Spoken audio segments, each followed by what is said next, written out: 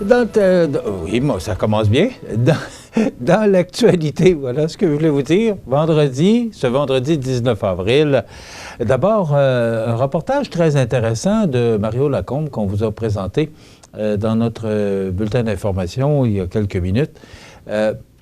Moi, je veux féliciter d'abord le maire Richard Galibois et tous les gens qui sont impliqués dans la reconversion de l'église de Berthier-sur-Mer. Je ne sais pas si vous avez eu l'occasion de voir la photo, l'image de ce que ça donnerait. D'abord, moi, ce que j'apprécie de ces gens-là, c'est qu'on prend le temps de consulter la population. Ça fait quelques projets qu'on met sur la table. Bon, on efface un petit bout, on recommence.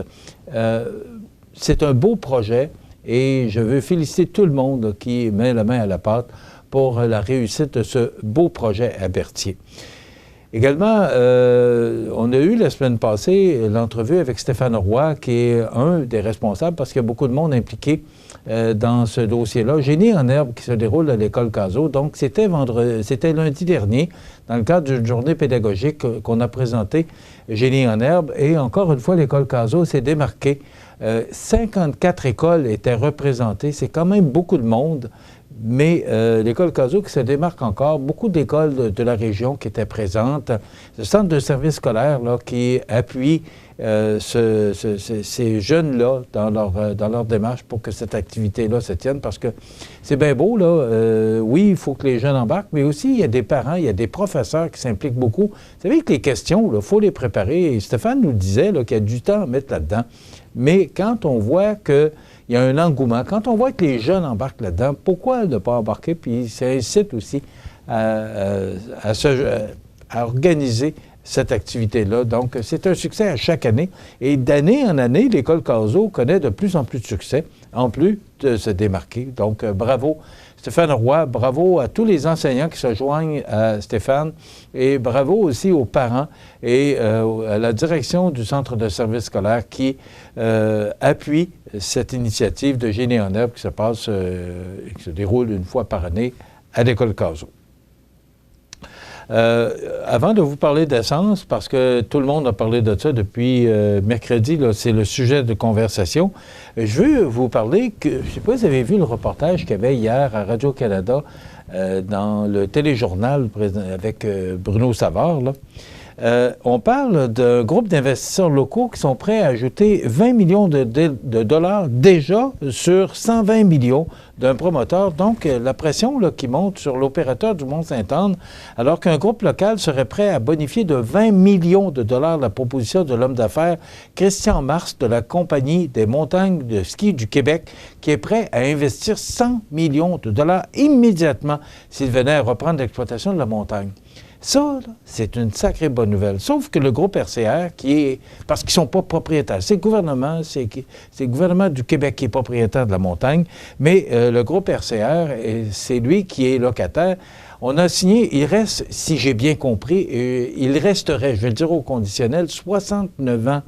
C'est épouvantable d'avoir signé un bail à si long terme. En tout cas, c'est pas là-dessus que je veux vous emmener. Ce que je veux vous emmener, c'est que le ministre Pierre Fitzgibbon s'est dit relativement confiant mardi qu'il y aurait des investissements dans le Mont-Sainte-Anne, écoutez bien, là, affirmant du même coup que le gouvernement était prêt à aider. Là, je débarque.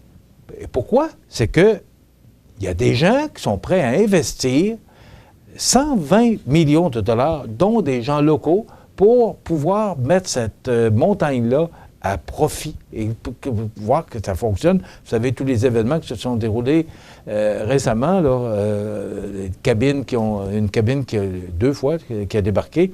Mais là, on dit, affirmant du même coup que le gouvernement était prêt à aider. Là, il y a des gens qui sont prêts à embarquer là-dedans, qui sont prêts à mettre de l'argent. Et là, on dit, ben non, on va prendre de l'argent du gouvernement, puis on va aider.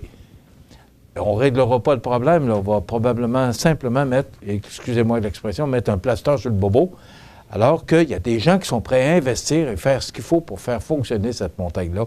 Alors, c'est une histoire à suivre, là, mais j'ai vu ça dans le Journal de Québec de ce matin, sous la plume de Jean-François Racine. Très bon article en passant. Alors, qu'est-ce que ça va faire? Est-ce que ces gens-là, là, qui sont prêts à investir de l'argent, vont mettre de la pression sur le gouvernement? Est-ce que le gouvernement va mettre de la pression sur le groupe RCA? C'est une histoire à suivre, mais c'est très intéressant de voir des gens qui sont prêts à investir de l'argent. Et là, c'est juste, moi, de voir que le gouvernement est prêt à aider, alors qu'il y a des gens, des investisseurs qui sont prêts à mettre de l'argent, et ça éviterait le gouvernement à mettre de l'argent. Et le prix à la pompe, c'est le sujet de conversation là, depuis les dernières heures.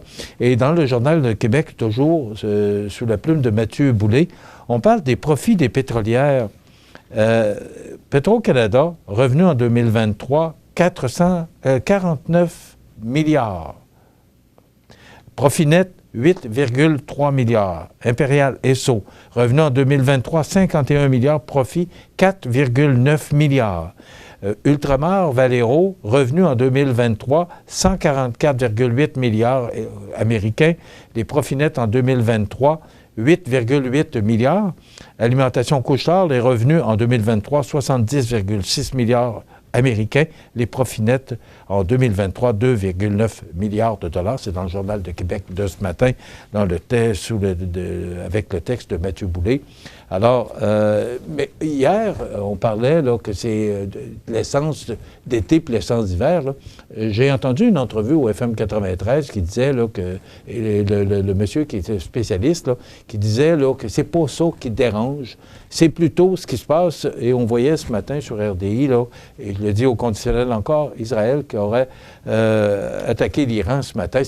Il est là le problème de l'augmentation du tarif. Donc, une histoire à suivre, mais on nous dit que ça pourrait baisser au cours des prochains jours. Donc, voilà, pour l'histoire du prix à la pompe qu'on paye 20-25 cents de plus.